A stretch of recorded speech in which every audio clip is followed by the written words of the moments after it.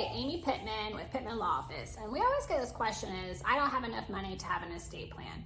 Well, everyone has an estate plan, or at least needs to create an estate plan. And an estate plan can look different for many people because based on the type of assets or the way their assets are going to go when they pass away. So planning for incapacity, like who's going to be in charge of me while I'm alive, whether that's making my financial decisions, managing my investments, making sure that my bills are being paid, that is part of my estate plan. Having someone named to make my healthcare decisions, to make sure that the right decisions are being made based on what I would want, or hopefully what I would want, that's part of your estate plan.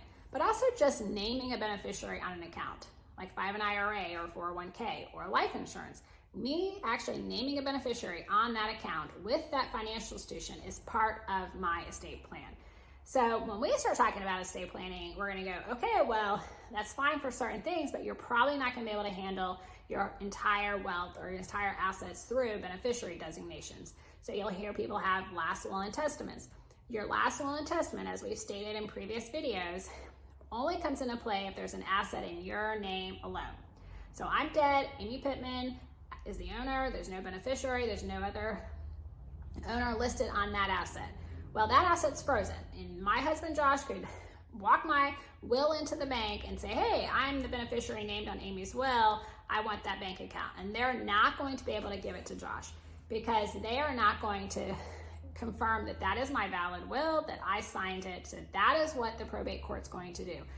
Josh is going to have to hire an attorney, hopefully a Pittman Law Office, to probate my will.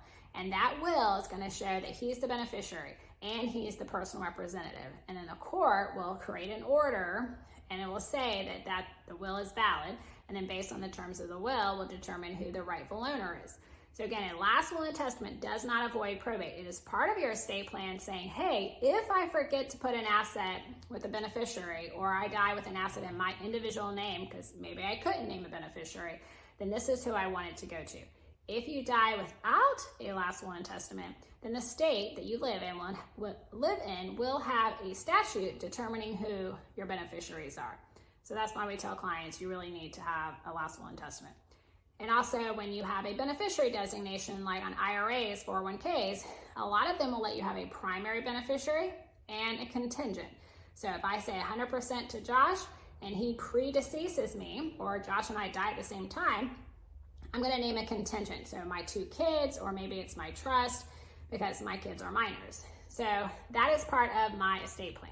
I also have clients with revocable living trust. And if the revocable trust owns that asset or is the beneficiary of that asset when the person dies, then that is part of their estate plan. So you deciding how your assets are going to pass, to who they're going to pass, and who you want to be in charge to get those assets to the beneficiaries is part of your estate plan.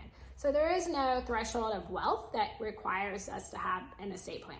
You doing planning ahead of time to make sure that your assets that you've worked hard for is going to the right people and you have the right person in charge to get it to those people, and hopefully in the most efficient manner. So like we always talk about, be very organized, create a list of your monthly expenses, your passwords, your assets. So when they do step in to finalize your estate or to handle your estate when you're incapacitated, make sure that they know where to start.